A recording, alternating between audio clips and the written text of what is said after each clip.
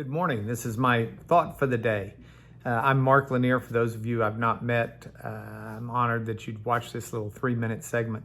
So this morning in my quiet time, I was reading through Mark 8, and it tells a fantastic story that just gets me. I love it.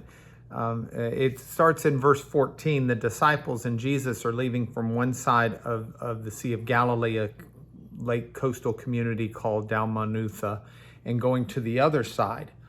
And as they're traversing in the journey, it occurs to the apostles, or the disciples, I should say, that they forgot to bring bread. And it's that clear in the text. They forgot. And so here they are on a journey, and I can just hear the way the dialogue went down. It was, I thought you were in charge of getting the bread. No. I got the bread last time. This was your turn to get the bread. Now, it wasn't my turn to get the bread. I don't even carry the money. It was your turn to get the bread. And they're fussing back and forth over what they're going to do because they forgot the bread. And then Jesus, in the midst of all of that, says to them, listen, beware the leaven of the Pharisees and of Herod.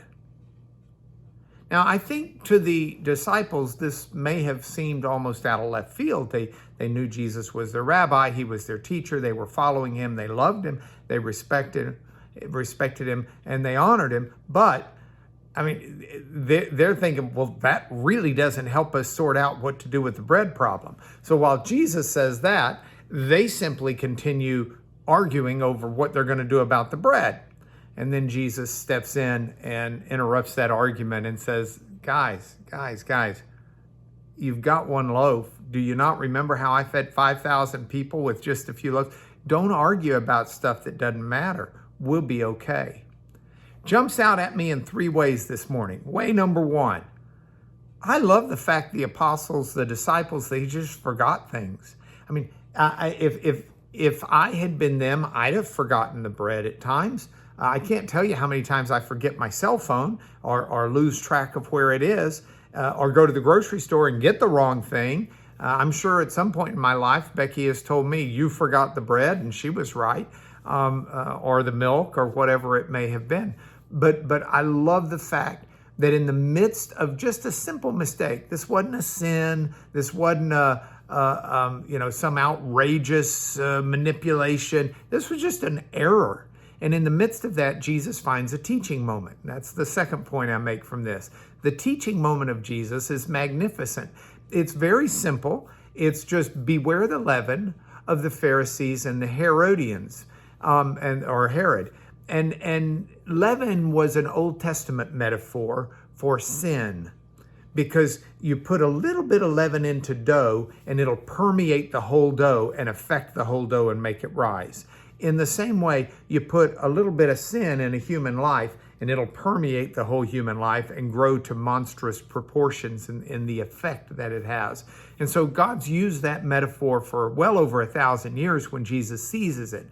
And Jesus says, hey, you may not have any bread, but what you really need to avoid is not avoid bringing bread, but avoid the sins of the Pharisees and the Herodians, because there had just been an encounter with Pharisees where they were just stubborn-minded to Jesus. And so Jesus, A, the disciples make a mistake. I love that. B, Jesus sees it as a teaching moment.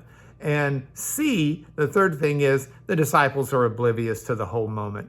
So I look at that on a day like today and I ask myself, I make mistakes. I make sins as well. Obviously, I'm a sinner, chief of sinners, as Paul would say. But in the midst of the mistakes I make, even just the random mistakes, Jesus is always looking for a moment to teach me something. And I hope that I'm tuned in to that teaching and not oblivious to it like the disciples.